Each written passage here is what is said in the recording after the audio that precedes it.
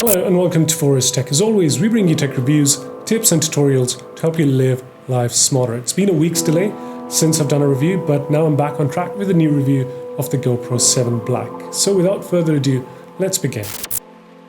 This is GoPro 7 Black. That's right, the top of the line in GoPro 7 series. It will cost you $350 without any of the memory cards and literally no traditional ways of mounting on your generally available tripods.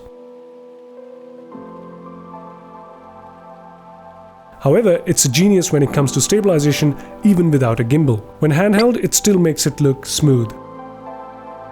In the packaging, you get a USB-C charging cable with the manuals, flat and curved adhesive mounts with the camera mounting case, and of course, the camera and the battery. But to get started, I recommend you should order yourself a memory card as well. And maybe a basic set of accessories like the active monopod, maybe a head strap in case you guys need it.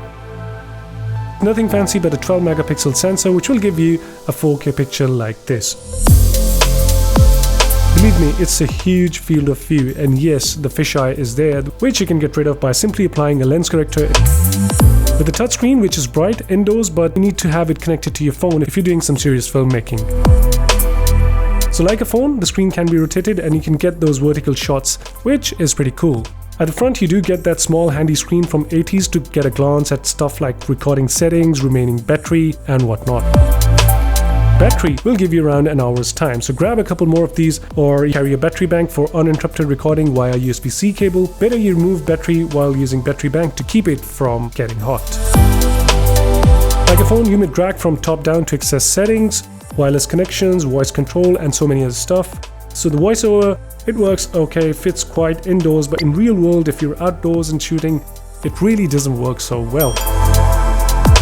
Anyways, on the screen, you can swipe up to go into that media gallery and explore it and play back some of your favorite moments. Swipe in from left to right to select from photo, video, or time-lapse modes, and you do have a mode selection button on the side of it as well. So no doubt it's meant for people on the go, as the name suggests, but can give you a really decent 4K 30 FPS or 60 FPS footage. So anyone who is a filmmaker, content creator, YouTuber or a vlogger can really dig out the potential of this small compact form factor.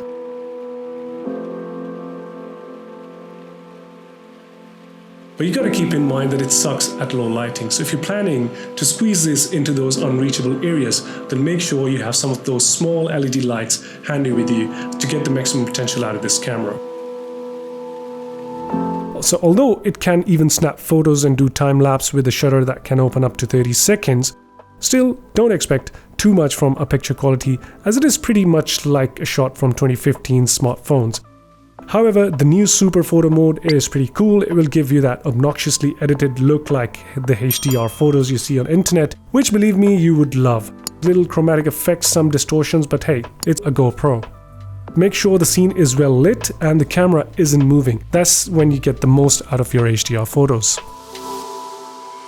Apart from time-lapse, you get slow motion, you get FPS at 2.7K resolution and 240 FPS on Full HD. Now keep in mind, stabilization may differ when you switch to higher FPS and change your resolutions. Then you have the 10-meter waterproofing. I ain't diving in for you today, but it can take some really good beating with water. Let it be rain, water without a problem. But if you plan on going deeper than 10 meters, then there are some Supersuits available. You might want to look into those.